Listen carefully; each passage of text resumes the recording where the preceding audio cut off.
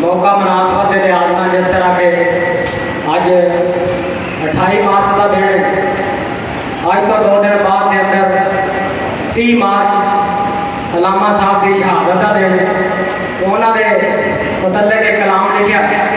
अपने कलामा के अंदर एक कलाम पेश करके इजाजत चाहवागा कि कहण गया लामा ऐसा जानता लौटाइए वो कटते गए पर चस बड़ी आई है, कटते गए पर चस बड़ी आई है। आखण के शहीद ऐसा जानता लौटाइए कटते गए पर चस बड़ी आई। लामा ने चाहूँ ने बोलन के कटते गए पर चस बड़ी आई है। आखण के लामा ऐसा जानता लौटाइए कटते गए पर चस बड़ी आई है, कटते गए पर चस बड़ी आई है। और आखना शहीदा ऐसा दुनिया ते जावना, आखना शहीदा ऐसा दुनिया ते जावना, रुतबा शहादत दा बार बार पावना।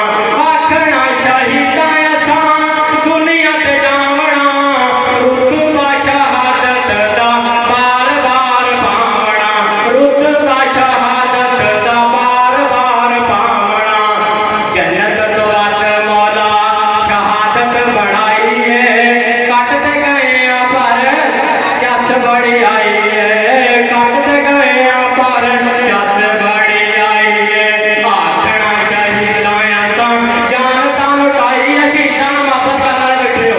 आखना शहीदा ऐसा जानता लुटाई है कटते गए पर चस बड़ी आई है, कटते गए पर चस बड़ी आई है। और हक दबाण वाले खुद मिट जाणगे, और हक दबाण वाले खुद मिट जाणगे। मोदी ट्रंप शराब पंप जिन्ने भी सारे मिट जाणगे, हक मिटेगा नहीं मिटेगा। और हक दबाण वाले खुद मिट जाणगे, और हक दबाण वाले खुद मिट जाणगे। ऊपर का हक इनू जितना दबाणगे, ऊपर का हक इनू जितना दबाणगे, ऊपर का हक इनू जितना दबाणगे।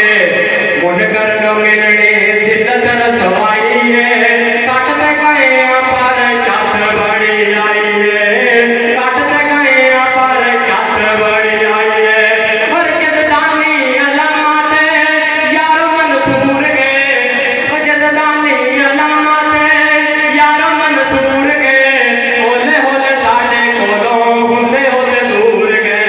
जज़दानी अलामत यारो मंसूर के, होले होले साडे कोलों ओ हुंदे दूर गए।